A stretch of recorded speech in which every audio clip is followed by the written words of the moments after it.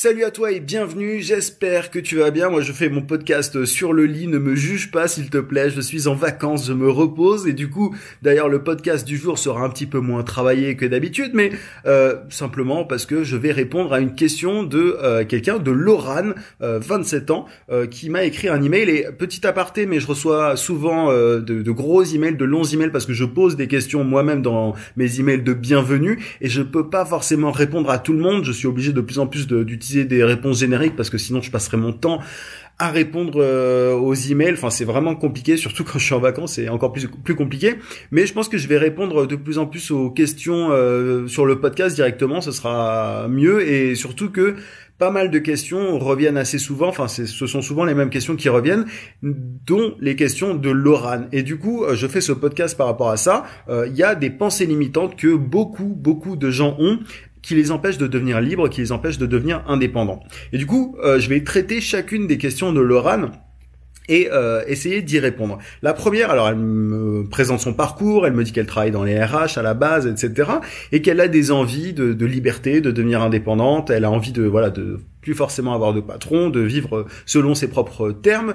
Et du coup, à la fin, elle me demande, voilà, j'ai des doutes, comment est-ce que je vais y arriver? Elle se demande comment est-ce qu'elle va y arriver. Et du coup, ça me mène à la première pensée limitante que beaucoup de gens ont, c'est que, il existerait un espèce de plan, tu vois, étape par étape pour accéder à l'indépendance.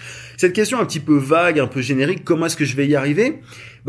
Elle témoigne vraiment du fait que beaucoup de gens ne savent pas par où commencer et pensent qu'il existe une espèce de, tu vois, enfin en tout cas c'est ce que je pense. Hein. Je pense que là il y a beaucoup de gens qui se disent qu'il existe une espèce de formule, vraiment très carrée pour accéder à l'indépendance, pour devenir freelance, qu'on gagne un petit peu le statut de freelance, d'indépendant, un petit peu comme un diplôme. Alors on le gagne, on le mérite, tu vois, qu'il faut passer par une certaine suite d'étapes pour y arriver. Et je vais te le dire très clairement.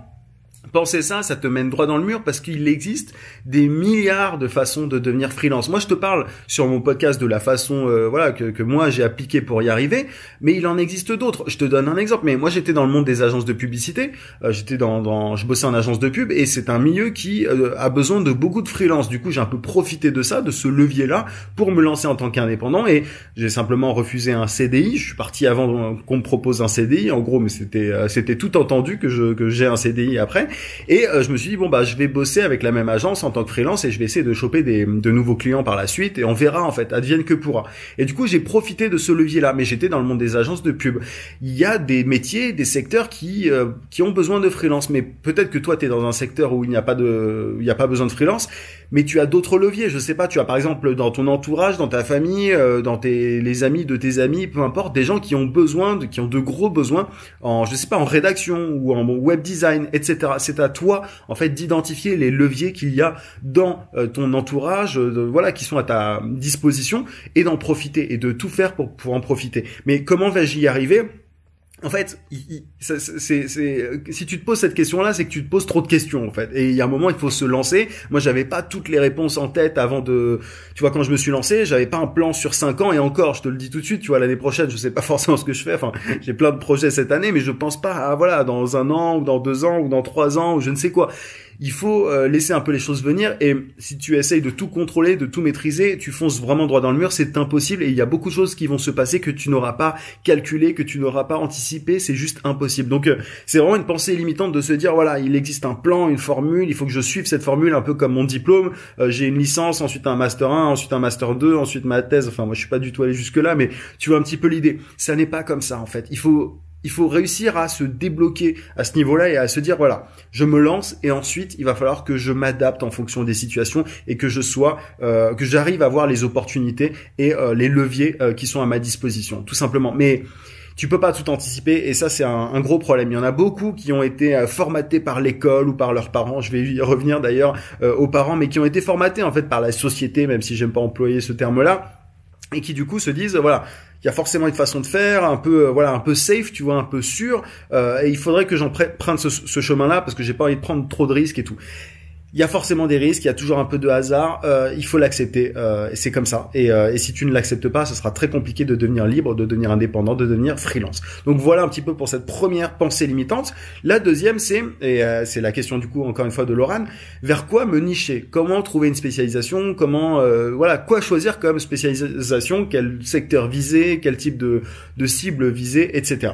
Moi, quand j'ai commencé, je me suis jamais dit, alors tu vois, et encore aujourd'hui, je suis encore en train de changer parce que c'est comme ça, parce que j'aime ça. Mais tu vois, pendant longtemps, j'ai été spécialisé en publicité Facebook. Mais juste avant, j'étais CM de base entre guillemets. J'avais pas particulièrement de spécialité. J'avais pas de grande, J'étais juste quelqu'un qui connaissait bien les réseaux sociaux et encore pas tous. Et du coup, je me suis lancé déjà en commençant. Enfin, je me suis lancé en commençant, c'est logique, mais je me suis lancé, en me disant que j'allais offrir mes services de CM à qui veut. Je me suis lancé d'abord, et c'est de fil en aiguille que j'ai trouvé, que je me suis intéressé. J'ai même pas trouvé, elle m'est pas tombée dessus, la niche, cette spécialisation de la publicité Facebook. Je me suis beaucoup intéressé à ça jusqu'à devenir assez calé et à un moment quand même assez expert. Aujourd'hui, moi, je gagne des dizaines de milliers d'euros grâce à la publicité Facebook. Donc, c'est encore quelque chose que je pratique. Mais voilà, pendant longtemps, j'ai fait que ça. Et un jour, c'est pas encore une fois, c'est pas un miracle, ça m'est pas tombé dessus comme ça du jour au lendemain. Mais je me suis intéressé à LinkedIn pour trouver des clients, j'ai développé une méthode, etc. Jusqu'au jour, du coup, où j'ai proposé que des services en prospection LinkedIn, tu vois. Donc, encore une fois, jamais au début, j'aurais imaginé être spécialisé en prospection LinkedIn, en prospection B2B. Pourtant, c'est venu. Et aujourd'hui, j'accompagne des indépendants, des entrepreneurs à succès, à aller encore plus loin grâce à tout ce que j'ai appris par le passé. J'en reparlerai, je pense, bientôt. Mais vers quoi me nicher? Si aujourd'hui tu te poses cette question-là, j'ai envie de te dire, choisis rapidement et ajuste après. Faut arrêter de se dire qu'il y a une niche qui t'attend, une niche que personne n'a découvert encore. C'est vraiment la niche sur laquelle il faut capitaliser. C'est encore une pensée limitante en fait. C'est encore une pensée limitante de se dire que tu dois attendre de trouver la niche pour te lancer. C'est absolument pas comme ça qu'il faut faire. Lance-toi d'abord, regarde en quoi tu es compétente. Là, Laura me dit qu'elle est déjà assez compétente en rédaction. Lance-toi en rédaction et ensuite tu ajusteras un petit peu en fonction de tes rencontres, de ce que tu découvres. Et évidemment, il faut être curieux pour découvrir des choses. Donc, teste des trucs, va parler à différents types de clients et tu vas voir au fur et à mesure que ta spécialité, tes niches, ta niche va s'affiner au fur et à mesure du temps, quoi. Mais n'attends surtout pas, en fait, comme beaucoup de freelance, n'attends pas que ça te tombe dans la bouche, ça n'arrivera jamais. Donc je parle à Laura, mais aussi à toi qui écoute ce podcast. Donc vers quoi me nicher? N'attends pas, fonce, teste. Il faut souvent, et c'est ce que je dis souvent, il faut être d'abord généraliste et ajuster après en fonction de ton parcours, en fonction de tes expériences. C'est en tout cas comme ça que ça se passe la plupart du temps. Troisième pensée limitante, elle me pose la question, ai-je assez d'expérience pour y arriver? Encore une fois, moi quand je me suis lancé en tant que CM freelance, j'avais pas beaucoup d'expérience. Je bossais après le boulot, tu vois, tous les soirs après le boulot, je me formais en réseaux sociaux, etc. Mais le truc qui m'a vraiment débloqué pour me lancer, c'était soit je prends un CDI et je reste toute ma vie à bosser dans un open space, ou alors je tente l'aventure et je me lance et on verra, advienne que pourra. Mais c'était pour moi vraiment la fenêtre par laquelle il fallait que je saute pour pouvoir. C'était vraiment le seul échappatoire vraiment pour vivre selon mes propres termes, pour vivre sans limite comme j'aime le dire. Mais du coup très clairement, non, tu n'as pas assez d'expérience. Tu vois, ce genre de questions et qui reviennent très souvent, ce sont des questions qui sont posées par des gens qui veulent vraiment avoir un maximum de sécurité et tout.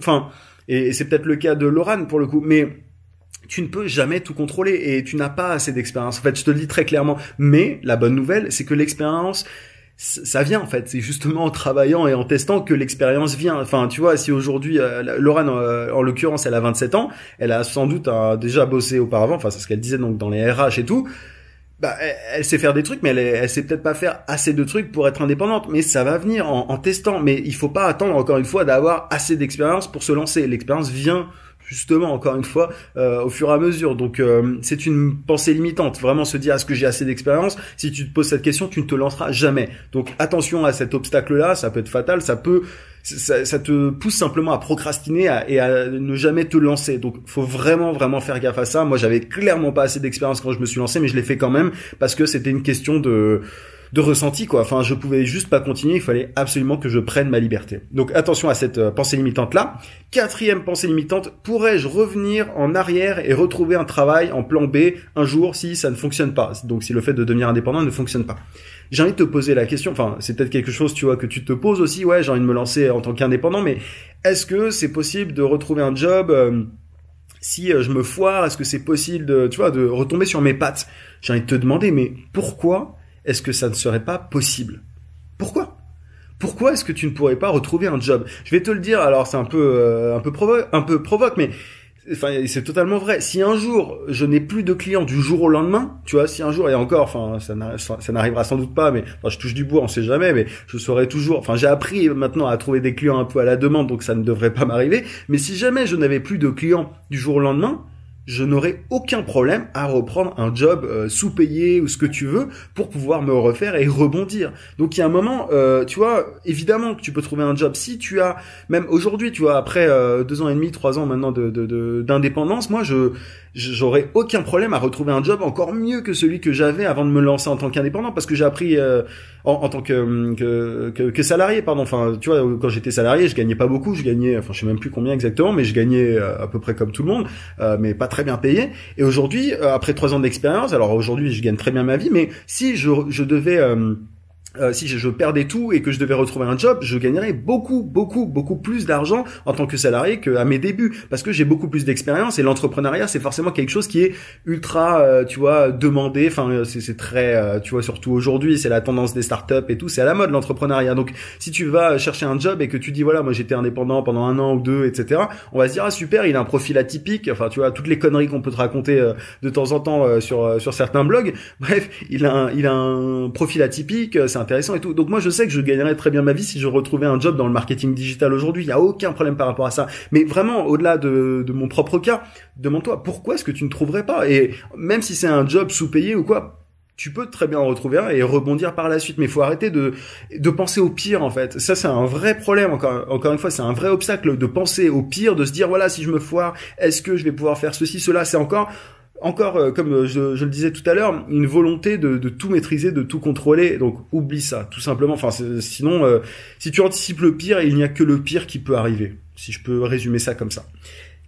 Cinquième et dernière pensée limitante dont je voulais te parler, et donc lié à une question de Laurane, mais surtout, quel va être le regard des autres et de ma famille qui ne comprend pas ce concept nouvelle génération? Qu'est-ce qu'on en a à faire, pour être poli? Concrètement, tu vois, que tes parents ou que ta famille, tes proches se moquent de toi ou se disent que c'est un truc, une lubie, ou que... Qu'est-ce qu'on en a à faire? Enfin... Vraiment, est-ce que ton bonheur dépend de ta famille? Alors évidemment, faut être bien avec sa famille dans l'idéal. Moi, je m'entends très bien avec ma famille, mais tu vois, à mes débuts, il y en a qui me disaient oui, vas-y. Il y en a d'autres qui me disaient ouais, fais gaffe, c'est un peu foireux ton truc.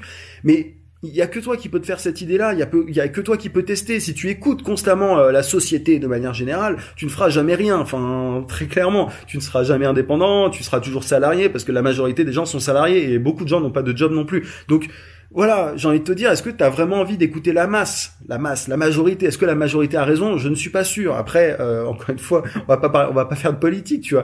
Mais voilà, enfin, c'est une question. Enfin, moi j'ai envie de te dire, moi je me suis un peu retiré tout ça de la tête assez vite, parce que moi les conventions sociales et tout ce que les autres peuvent penser. Alors évidemment, ça a eu au début, ça a eu beaucoup de poids forcément dans mes décisions et tout, mais tu te rends compte au bout d'un moment, et tu vas le voir si tu te lances, que tout ça c'est tellement pas important en fait. Ce qui est vraiment important, c'est que tu sois en phase avec ce que tu as, avec ce que tu fais, que tu es heureuse dans ce que tu fais, et rien d'autre. Et peu importe que le regard des autres, on s'en carre. Enfin, désolé, mais on s'en fout, quoi. On s'en fout complètement, parce que si tu penses constamment au regard des autres, tu seras toujours malheureux. Au début, moi, certains me disaient, quand je faisais notamment des vidéos sur YouTube, ah, tu te prends pour Norman et tout. Maintenant, ces nouvelles personnes-là, ah bon, bah, regarde mes podcasts, et je me fais souvent recontacter par des gens avec qui j'avais perdu le contact et tout. Enfin bref, c'est assez drôle tout ça. Donc juste efface, le regard des autres, on s'en fout complètement, même si moi au début aussi j'ai accordé un peu d'importance à tout ça, oublie. Voilà un petit peu ce que je voulais te dire, les 5 pensées limitantes qui t'empêchent d'être libre, efface-les de ta tête. Merci d'avoir suivi ce podcast jusqu'au bout. Si tu souhaites aller plus loin, je t'invite à télécharger ma formation vidéo gratuite pour trouver des clients rapidement en freelance. Pour ça, tu cliques juste en haut sur le i si tu es sur YouTube, sinon tu as le lien en description. N'oublie pas aussi de mettre un gros pouce sur YouTube et à t'abonner à la chaîne si c'est pas déjà fait. Je te dis à très vite. En attendant, n'oublie pas, vis sans limite.